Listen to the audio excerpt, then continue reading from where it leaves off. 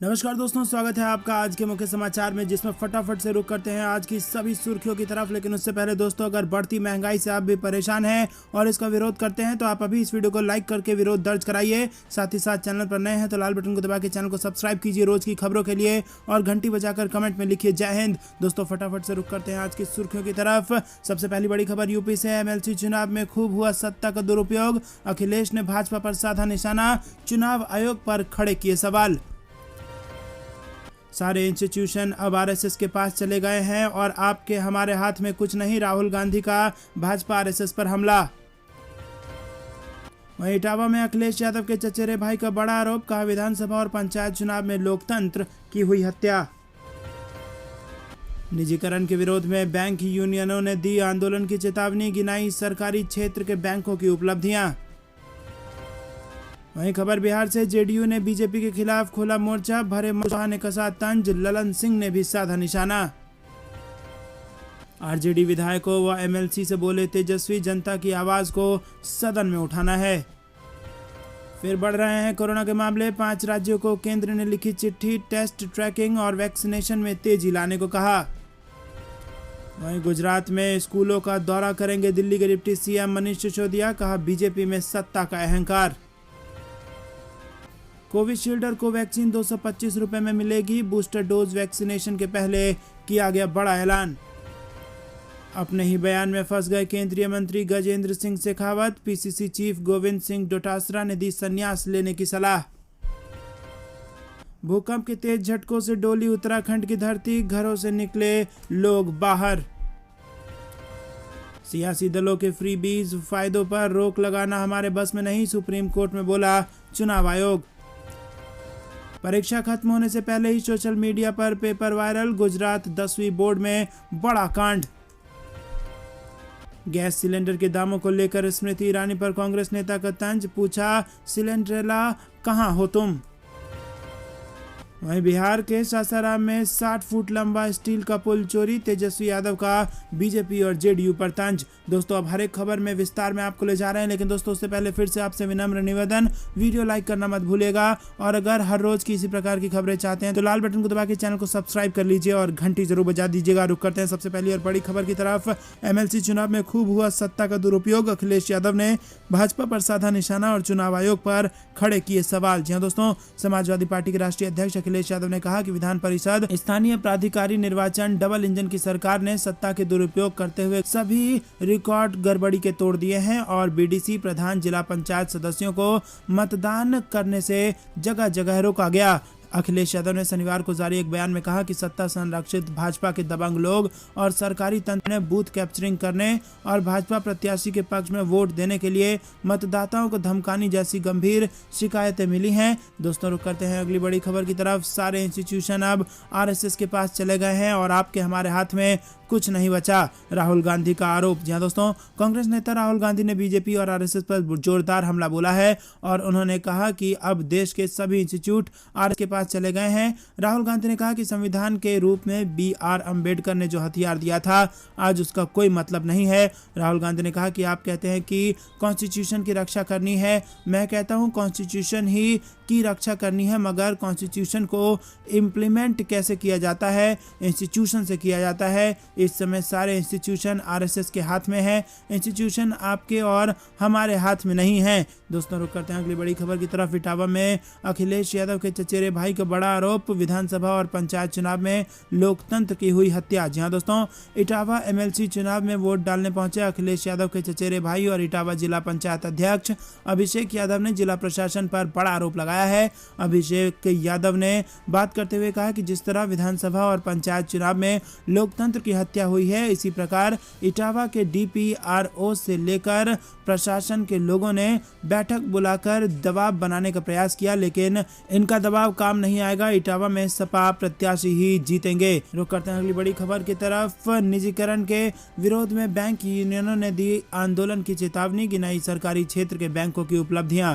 जहां दोस्तों, सरकारी क्षेत्र के बैंकों के निजीकरण को लेकर बैंक ऑफिसर्स यूनियन में उबाल है। यूनियन बड़े पैमाने पर आंदोलन की तैयारी में हैं। Akhil Bharatiya bank officers association के सलाहकार और बैंक ऑफ इंडिया अधिकारी महासंघ के महासचिव सुनील कुमार ने रांची प्रवास के दौरान बैंकों के निजीकरण को लेकर अपना विरोध दर्ज कराया। पत्रकारों से बात करते हुए उन्होंने कहा कि निजीकरण से बैंकों और आम लोगों को काफी नुकसान होगा। रुक करते हैं अगली बड़ी खबर की तरफ, जो कि बिहार से आ रही है। जेडीयू ने बीजेपी के खिलाफ खोला मोर्चा, भरे मंच से कुशवाहा ने कसा तंज, ललन सिंह ने भी साधा निशाना। जी हां दोस्तों, बिहार की राजधानी पटना में शनिवार को सम्राट अशोक की जयंती पर जेडीयू द्वारा आयोजित कार्यक्रम के दौरान पार्टी नेता बीजेपी पर हमलावर दिखे और कार्यक्रम के दौरान दोनों पार्टियों के बीच चल रही खटपट खुलकर सामने आ गई। जेडीयू अध्यक्ष ललन सिंह और संसदीय बोर्ड के अध्यक्ष उपेंद्र कुशवाहा भरे मंच से बीजेपी पर निशाना साधते दिखे। कुशवाहा ने अपने संबोधन में कहा कि कल कुछ बीजेपी के नेता कह रहे थे कि उनकी सरकार में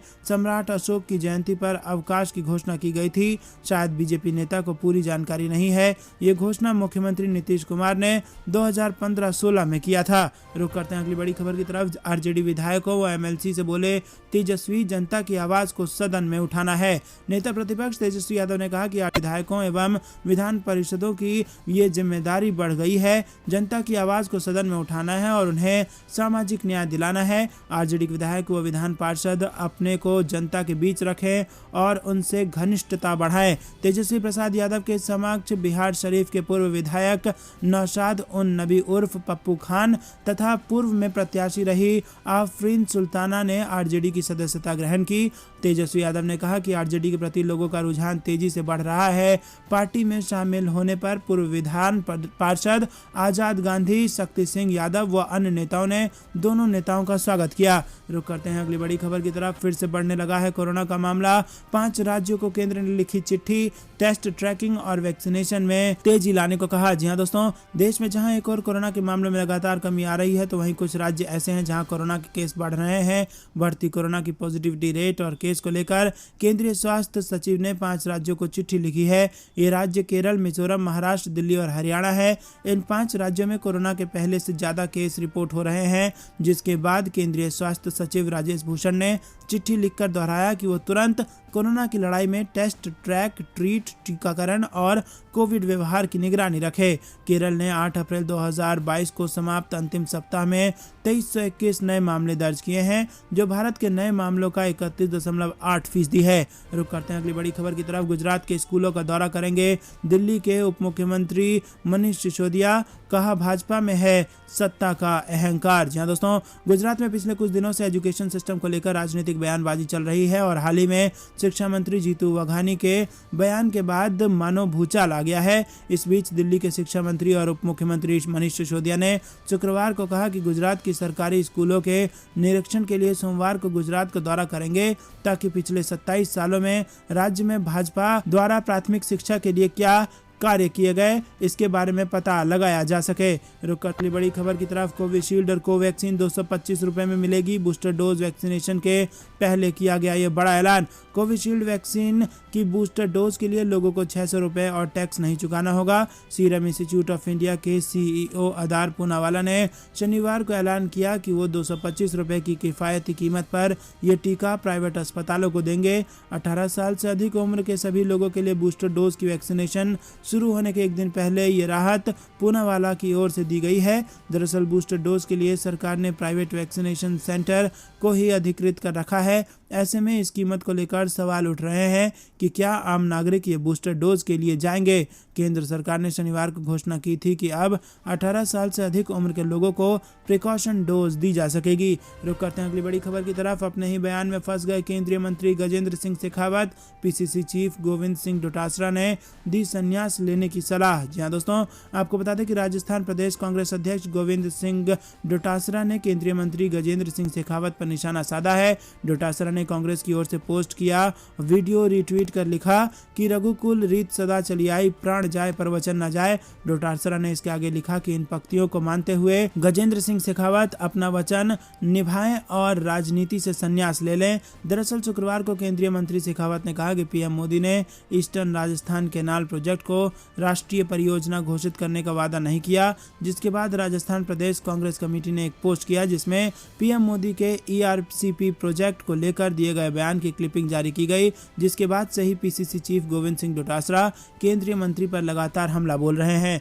रुक करते हैं अगली बड़ी खबर की। 300 करोड़ की रिश्वत का मामला, सत्यपाल मलिक बोले पीएम ने किया था उनका समर्थन। जी दोस्तों, जम्मू और कश्मीर में 300 करोड़ की रिश्वत की पेशकश का दावा करने वाले मेघालय के राज्यपाल सत्यपाल मलिक ने प्रधानमंत्री मोदी की तारीफ की है। उन्होंने कहा कि पीएम मोदी ने उनका समर्थन किया था। कुछ समय पहले ही मलिक ने आरोप लगाए थे कि जम्मू और कश्मीर का राज्यपाल होने के दौरान उन्हें रिश्वत देने की कोशिश की गई थी। इसके बाद मामले में सीबीआई ने बीते महीने जांच शुरू कर दी है। रुक करते हैं अगली बड़ी खबर की तरफ। चुनाव से पहले गुजरात में बैकफुट पर आई भाजपा, एक सप्ताह में 2 बार फैसला बदलने की तैयारी। जी दोस्तों, आपको बता दें कि गुजरात सरकार आवारा पशुओं को लेकर उस विधेयक को वापस ले सकती है जिसमें शहरी इलाकों में पशुपालन के लिए लाइसेंस को जरूरी करार देने की बात थी, और इस विधेयक का गुजरात मलधारी समुदायों ने विरोध किया था जो आमतौर पर पशुपालन करते हैं। गुजरात भाजपा के अध्यक्ष ने कहा कि इस विधेयक को वापस भी लिया जा सकता है। इससे पहले 29 मार्च को पाटिल ने परी तापी नर्मदा इंटरलिंकिंग प्रोजेक्ट को भी वापस लेने की बात कही थी, और इस प्रोजेक्ट का आदिवासी समुदायों की ओर से विरोध किया जा रहा था। उनका कहना था कि इसके चलते उन्हें अपनी जमीन खोनी पड़ सकती है। सीआर पाटिल के ऐलान के बाद विधानसभा में भी इस बारे में आधिकारिक तौर पर घोषणा की गई थी। रुक करते हैं अगली बड़ी खबर की तरफ। ईंधन के बढ़ते दामों पर अखिलेश यादव ने उठाए सवाल, बोले अगर सब बाजार पर निर्भर है तो भंग कर दे मंत्रालय। जी हाँ दोस्तों, ईंधन के बढ़ते दामों को लेकर समाजवादी पार्टी के अध्यक्ष अखिलेश यादव ने केंद्र सरकार पर जमकर निशाना साधा है। उन्होंने कहा कि अगर सब कुछ बाजार के हवाले है तो फिर पेट्रोल डीजल गैस का मंत्रालय किस लिए बनाया गया है। उन्होंने ट्वीट कर सरकार पर तंज कसा है। अखिलेश यादव ने ट्वीट कर कहा कि ईंधन के बेतहाशा बढ़ते दामों पर जब न कोई सरकारी नियंत्रण, न शासन, न प्रशासन, न प्रबंधन, न ही नियमन है, और अगर सब कुछ बाजार के हवाले ही है तो फिर पेट्रोल डीजल गैस का मंत्रालय किस लिए। इस मंत्रालय को तत्काल भंग कर देना चाहिए। भाजपाई महंगाई जनता को निरंतर ईंधन से निर्धन कर रही है। दोस्तों, रुक करते हैं अगली बड़ी खबर की तरफ। बढ़ेगा सचिन पायलट का कद, सचिन की राहुल और प्रियंका गांधी से मुलाकात के बाद अटकलें तेज। जी हाँ दोस्तों, राजस्थान में तनावपूर्ण हालत के बीच सचिन पायलट बेहद तेजी के साथ राजनीतिक चर्चाओं का केंद्र बने हैं, और सचिन पायलट ने दिल्ली में राहुल गांधी, कांग्रेस की राष्ट्रीय महासचिव प्रियंका गांधी और केसी वेणुगोपाल राव से मुलाकात की। जानकारी के मुताबिक इस दौरान राजस्थान को लेकर भी सियासी चर्चाएं हुई, और गौरतलब है कि शाम को ही अजमेर में सचिन पायलट ने कांग्रेस में संगठन के फेरबदल संबंधी टिप्पणी की थी, और इस मीटिंग के बाद पार्टी में सचिन का कद बढ़ने की अटकलें तेज हो गई हैं। दोस्तों, रुक करते हैं अगली बड़ी खबर की तरफ। भारत में कोरोना की चौथी लहर शुरू, गुजरात में ची वेरिएंट का पहला मामला दर्ज, 4 राज्यों के लिए अलर्ट जारी। जी हाँ दोस्तों, पड़ोसी देश चीन के बाद अब भारत में भी कोरोना वायरस ने एक बार फिर अपना पैर पसारना शुरू कर दिया है। वैज्ञानिकों का अनुमान है कि कोरोना की चौथी लहर जून महीने के दौरान अपने चरम पर होगी। वैज्ञानिकों के अनुमान अब शायद सही साबित होता दिखाई दे रहा है। केंद्र सरकार की ओर से 18 साल से अधिक उम्र के लोगों को कोरोना रोधी टीके की बूस्टर डोज लगाने संबंधी अनुमति दिए जाने के साथ ही प्रधानमंत्री नरेंद्र मोदी और गृह मंत्री अमित शाह के गृह राज्य गुजरात वायरस के नए वेरिएंट XI वेरिएंट का पहला मामला सामने आया है, और इसके साथ ही देश में कोरोना के बढ़ते मामलों के मद्देनजर केंद्र सरकार ने दिल्ली समेत 4 राज्यों के लिए अलर्ट जारी कर दिया है। रुक करते हैं अगली बड़ी खबर की तरफ। बिहार में बीजेपी जेडीयू के नेता फिर एक दूसरे के खिलाफ। जी हाँ दोस्तों, आपको बता दें कि बिहार विधान परिषद की 24 सीटों पर हुई चुनाव में जब से नतीजे आए हैं तब से सभी दल उसकी समीक्षा में लगे हुए हैं। मुख्यमंत्री नीतीश कुमार की जनता दल यूनाइटेड, जो इस चुनाव में 3 नंबर पर रही, उसके नेताओं की माने तो एनडीए के घटक दलों में एकजुटता का अभाव और परस्पर बयानबाजी के कारण मतदाताओं में भ्रम की स्थिति बनी हुई है।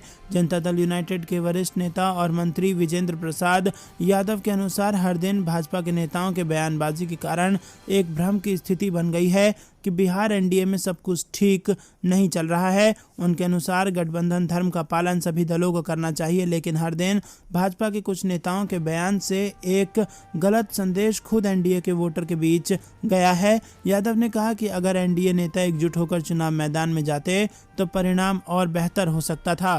दोस्तों, रुक करते हैं अगली बड़ी खबर की तरफ। प्रदूषण कम करने की दिशा में बड़ा कदम, जाने क्या है दिल्ली सरकार की योजना और किसे होगा फायदा। जी दोस्तों, दिल्ली की अरविंद केजरीवाल सरकार ने दिल्ली के कर्मचारियों के लिए बड़े सौगात का ऐलान किया है। केजरीवाल ने इलेक्ट्रिक 2 व्हीलर खरीदने वाले दिल्ली सरकारी कर्मचारियों को ये वाहन मासिक किस्त पर मुहैया करवाने का ऐलान किया है। दिल्ली में प्रदूषण कम करने के उद्देश्य से दिल्ली सरकार इलेक्ट्रिक वाहन के खरीदारों को प्रोत्साहित करने के लिए प्लान बना है। केजरीवाल सरकार ने ई साइकिल को बढ़ावा देने के लिए गुरुवार को एक प्रमुख योजना की भी घोषणा की और इसके तहत 10,000 इलेक्ट्रिक साइकिल खरीदारों को 5,500 रुपये का प्रोत्साहन भी दिया जाएगा। वहीं इसके साथ ही उन्होंने कहा कि ई साइकिल के पहले 1,000 खरीदार को 2,000 रुपये की अतिरिक्त सब्सिडी भी दी जाएगी। आपको बता दें कि परिवहन मंत्री कैलाश गहलोत ने बताया कि सरकार वाणिज्यिक इस्तेमाल वाली हैवी ड्यूटी कार्गो ई साइकिल और ई कार्ट की खरीद पर भी सब्सिडी देगी। रुक करते हैं अगली बड़ी खबर की तरफ। सीएनजी की कीमत में लगी आग, 1 महीने में 13 रुपये 10 पैसे बढ़ा भाव। 18 तारीख को हड़ताल पर जा सकते हैं कैब और ऑटो चालक। जी हाँ दोस्तों, आपको बता दें पेट्रोल डीजल के साथ साथ सीएनजी की कीमत में भी आग लगा हुआ है। राष्ट्रीय राजधानी में गुरुवार को सीएनजी के दाम में 2.5 रुपये प्रति किलोग्राम की वृद्धि की गई है और बीते 1 महीने में सीएनजी के दाम 10वीं बार बढ़ाए गए हैं। सीएनजी की कीमत में इस तेजी के विरोध में शुक्रवार को दिल्ली के जंतर मंतर पर टैक्सी और ऑटो चालकों ने विरोध प्रदर्शन किया।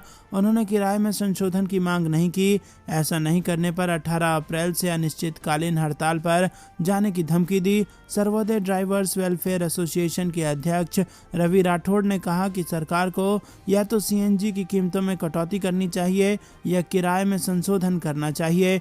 राठौड़ के अनुसार सीएनजी की कीमतें 70 रुपये प्रति किलोग्राम के करीब है, लेकिन हम अब भी अपनी कैब और ऑटो पुराने किराए पर चला रहे हैं। रुक करते हैं अगली बड़ी खबर की तरफ। दिल्ली में ऑटो टैक्सी सेवा भी हो सकती है महंगी। पेट्रोल डीजल और सीएनजी के बढ़ते दाम निकाल रहे हैं आम आदमी का तेल। जी हाँ दोस्तों, पेट्रोल डीजल और सीएनजी की कीमतों में बढ़ोतरी के चलते निजी वाहनों से चलना महंगा हो गया है और इन सब के बीच ऑटो टैक्सी सेवा भी महंगी हो सकती है, क्योंकि बढ़ी कीमतों के विरोध में टैक्सी यूनियनों ने विरोध शुरू कर दिया है। यूनियन सीएनजी की कीमतों में कटौती के लिए वैट घटाने की मांग कर रही है और इसकी शुरुआत शुक्रवार को दिल्ली टैक्सी टूरिस्ट ट्रांसपोर्ट एवं टूर ऑपरेटर एसोसिएशन के बैनर तले ड्राइवरों के धरने से हो गई है। रुक करते हैं अगली बड़ी खबर की तरफ।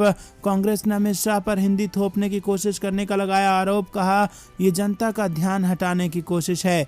जी हाँ दोस्तों, कांग्रेस ने गृह मंत्री अमित शाह पर हिंदी थोपने की कोशिश करने का आरोप लगाया है। पार्टी ने शुक्रवार को कहा है कि ऐसा करके वो इस भाषा का नुकसान कर रहे हैं। अमित शाह महंगाई और अन्य मुद्दों से जनता का ध्यान हटाने की कोशिश कर रहे हैं। कांग्रेस नेता जयराम रमेश ने कहा कि हिंदी राजभाषा है, न कि राष्ट्रभाषा, जैसा कि राजनाथ सिंह ने संसद में तब कहा था जब वो गृह मंत्री थे। दोस्तों, रुक करते हैं अगली बड़ी खबर की तरफ। उत्तर प्रदेश के मुख्यमंत्री योगी आदित्यनाथ कार्यालय का ट्विटर अकाउंट हैक, सिलसिलेवार किए गए कई ट्वीट्स। जी हाँ दोस्तों, आपको बता दें कि उत्तर प्रदेश के मुख्यमंत्री कार्यालय का ट्विटर अकाउंट शनिवार को हैक कर लिया गया। प्रदेश के मुख्यमंत्री कार्यालय के ट्विटर अकाउंट पर मौजूदा वक्त में करीब 40 लाख फॉलोअर्स हैं। सीएम कार्यालय के ट्विटर हैंडल को हैक कर हैकर ने सिलसिलेवार कई ट्वीट किए और साथ ही उसने बड़ी तादाद में सोशल मीडिया यूजर्स को अपने पोस्ट में टैग भी किया। ट्विटर अकाउंट हैक करने को लेकर जानकारी उस वक्त सामने आई जब एक अज्ञात हैकर ने ट्विटर हैंडल का इस्तेमाल करते हुए ट्विटर पर अपना एक ट्यूटोरियल पोस्ट किया। इसके अलावा यूपीसीएमओ अकाउंट पर एक कार्टून की तस्वीर को प्रोफाइल पिक्चर के रूप में इस्तेमाल किया गया और हैकर ने ट्विटर अकाउंट के बायो में छेड़छाड़ की थी, जिसे बाद में ठीक कर दिया गया। 27 सीटों पर यूपी में मतदान, चुनाव आयोग ने इसको लेकर दिया बड़ा बयान। जी हाँ दोस्तों, आपको बता दें ये बड़ी खबर उत्तर प्रदेश से आ रही है। 27 सीटों पर उत्तर प्रदेश में मतदान। जी हाँ दोस्तों, चुनाव आयोग का दावा है कि मतदान केंद्र पर सुरक्षा के कड़े इंतजाम किए जाएंगे। साथ ही साथ मतदान केंद्रों पर वीडियोग्राफी कराई जाएगी। सुरक्षा के मद्देनजर स्थानीय पुलिस, पीएसी और पैरामिलिट्री फोर्स के जवानों को भी तैनात किया जाएगा। रुक करते हैं अगली बड़ी खबर की तरफ। मुलायम सिंह यादव पहुंचे इटावा, विधान परिषद चुनाव में करेंगे मतदान। जी हाँ दोस्तों, समाजवादी पार्टी के संस्थापक मुलायम सिंह यादव शुक्रवार को इटावा पहुंच गए हैं। 9 अप्रैल को होने वाले विधान परिषद चुनाव के दौरान इटावा फर्रुखाबाद सीट से सपा कैंडिडेट के लिए मतदान करेंगे। आपको बता दें कि यूपी विधान परिषद की 36 सीटों के लिए मतदान होना है और इस दौरान भाजपा और समाजवादी पार्टी के बीच कड़ा मुकाबला देखा जा रहा है। रुक करते हैं अगली बड़ी खबर की तरफ। आरएसएस बीजेपी के खिलाफ राजनीतिक दलों को एकजुट करने के लिए चल रही है बातचीत। जी हां दोस्तों, आपको बता दें कांग्रेस नेता और लोकसभा सांसद राहुल गांधी ने शुक्रवार को कहा कि भारतीय जनता पार्टी और आरएसएस के खिलाफ एकजुट करने और इसकी रूपरेखा और क्रियान्वयन पर चर्चा चल रहा है। राहुल गांधी ने दिग्गज नेता और पूर्व केंद्रीय मंत्री शरद यादव से उनके आवास पर मुलाकात कर उनके स्वास्थ्य का हाल जानने के बाद शरद यादव को राजनीतिक गुरु घोषित किया। जब मीडिया ने शरद यादव से पूछा कि क्या राहुल गांधी को पार्टी अध्यक्ष बनाया जाना चाहिए, तो यादव ने कहा क्यों नहीं, अगर कोई 24 घंटे कांग्रेस चलाता है तो वो राहुल गांधी हैं। मुझे लगता है कि उन्हें पार्टी अध्यक्ष बनाया जाना चाहिए, तभी कुछ बड़ा हो सकता है। दोस्तों ये थी दिन भर कुछ बेहद जरूरी और बड़ी खबरें। तक बने रहने के लिए बहुत बहुत धन्यवाद। देख रहे थे आपका अपना चैनल। जय हिंद, जय भारत।